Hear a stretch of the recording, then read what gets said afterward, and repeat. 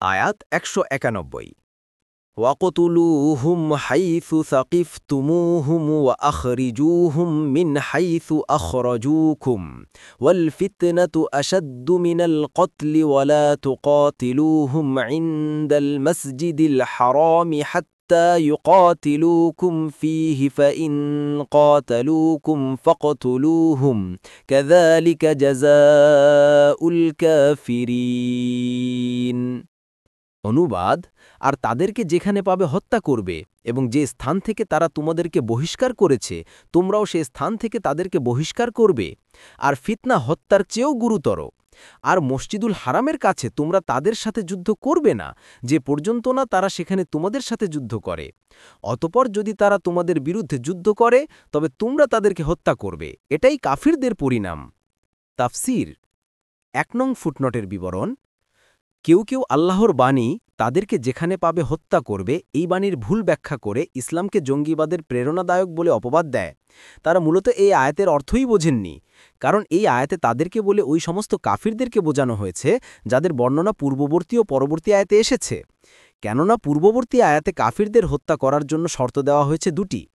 ১ তারা তোমাদের সাথে যুদ্ধকারী সম্প্রদায় হবে ও ২ যদি তোমরা এসব যুদ্ধবাজ কাফিরদের সাথে যুদ্ধ করো তবু তোমরা যেহেতু মানবতার জন্য রহমতস্বরূপ সেহেতু হত্যা করতে সীমা লঙ্ঘন করো না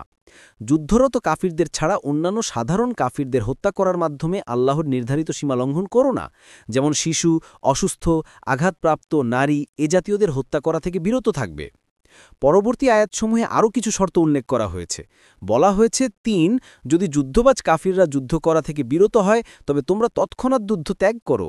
৪ তোমাদের উপর যতটুকু আক্রমণ হবে তোমরা শুধু ততটুকুই আক্রমণ করবে ৫ তোমাদের যুদ্ধের অন্যতম উদ্দেশ্য হল ক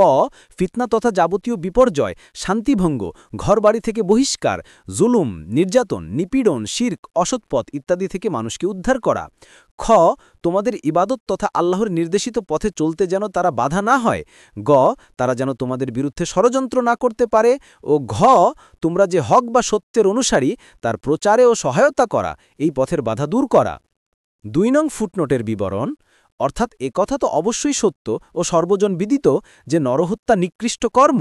কিন্তু মক্কার কাফিরদের কুফরি ও শিরকের উপর অটল থাকা এবং মুসলিমদেরকে উমরা ও হজের মতো ইবাদতে প্রতিবন্ধকতা সৃষ্টি করা অতি গুরুতর ও কঠিন অপরাধ এরূপ প্রতিবন্ধকতা সৃষ্টি করার কারণে তাদেরকে হত্যা করার অনুমতি প্রদান করা হল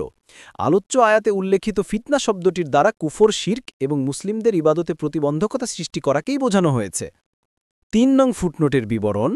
পূর্ববর্তী আয়াতের ব্যাপকতা দ্বারা বোঝা যায় যে কাফিররা যেখানেই থাকুক না কেন তাদেরকে হত্যা করা শরিয়াত সম্মত